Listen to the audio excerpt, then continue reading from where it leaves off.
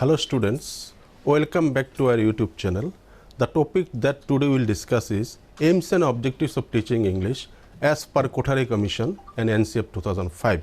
I think all of you know about Kothari Commission. Kothari Commission was formed in 1962 and it submitted its report in 1964, and NCF 2005 means National Curriculum Framework 2005. Now, Kothari Commission has given a complete framework of implementation of three-language formula in which English has been given the position of second language. Now, we will discuss the necessity for studying English as per Kothari Commission. The first point is Kothari Commission regarded English as a linked language in a multilingual setup. Now, what is multilingual? Multilingual means use of more than two languages. Now, whether India is a multilingual country or not, the answer is of course yes. Can you imagine the number of language used in India? Perhaps you may be thinking 40, 60, 70, but you will be surprised to know the actual number. It is about 1650. I am again repeating the number. It is about 1650. You can easily understand the multilingual nature of India. And for this multilingual setup, there is a necessity of a linked language, and Kothari Commission felt that English has the ability to act as a linked language in such a multilingual setup. The second point is library language. What is library language? Library language is language for reading books in other subjects. If you go to library, you will find the number of books is much more in English version if compared to other versions. Next, global language. Global language means language for international understanding. Now, I am here sharing one data. All of you know that English has its origin in United Kingdom, that is England, Ireland, Scotland. But at present, only 5% of English users reside in England, 20% reside in United States of America, and the rest 75% resides throughout the world. From this, you can easily understand the global nature of English language.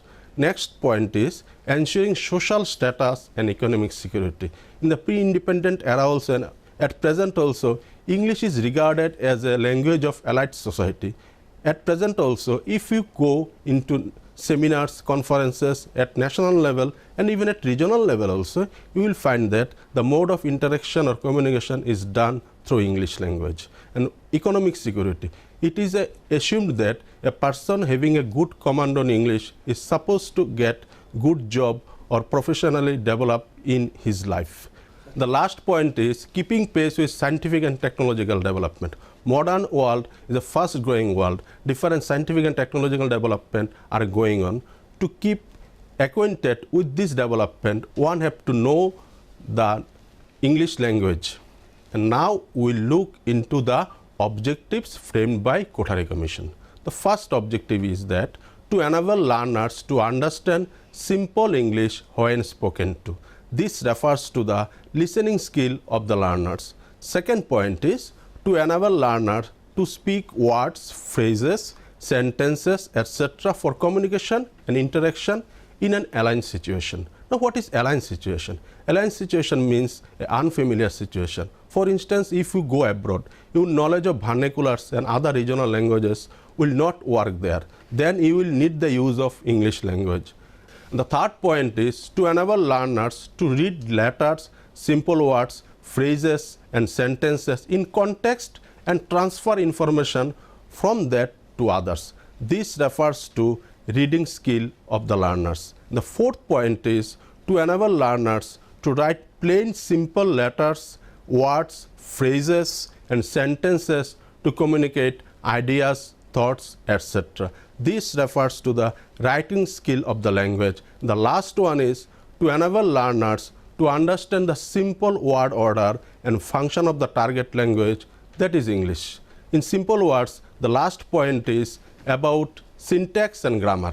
To sum up, Kothari Commission has given 5 points regarding the objectives of teaching English. The first one is about listening skill, the second one is speaking skill, third one is reading skill, and the fourth one is writing skill. And the last one is knowledge of grammar. Now we look into the observation of National Curriculum Framework 2005 regarding language learning. The first one is children are born with innate potentiality of acquiring any language including English. Here the term acquire has been used. You must be aware about the difference between acquire and learning. The main observation is that children has the ability to acquire any language. Any language here may be his mother tongue, regional language or second language also. Next comes, there should be enough scope in the curriculum for adequate exposure to English. There is a general complaint that students do not get ample exposure for English language if compared to other vernacular languages. The observation is that the students should be given adequate scope for exposure in English language. The third point is input-rich communicative situation help children acquire the language better. Actually, language cannot exist in vacuum. It has to be used in real life situation, and for this input-rich communicative situation help children acquire the language better. And the fourth one is English across the curriculum will help us in this manner.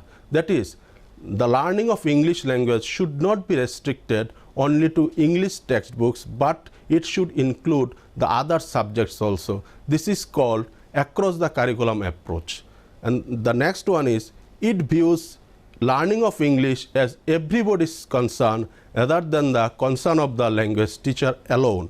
That means English language teacher is not only responsible for developing language skills among the students, but other teachers has also the responsibility for English language development. And the last one is evolution in English need not to be tied to the achievements but to the proficiency in terms of skill development. That means emphasis has been given on the proficiency of language skills, that is listening, speaking, reading and writing. Now we will look into the goals of English curriculum as per NCEP 2005. The first one is attainment of basic proficiency acquired through natural language learning situation. That means as a vernacular language is learned in a natural language learning situation, the second language here, English, should also be acquired in such a situation, and the basic proficiency should be given importance. The basic proficiency here refers to the 4 linguistic skills, that is listening, speaking, reading and writing.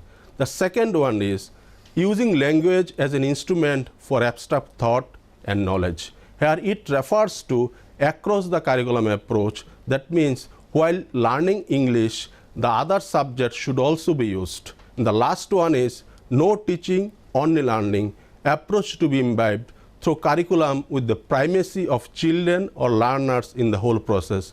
That is, the prime focus is the learners and learning is to be given importance. Teaching is for learning, learning is not for teaching.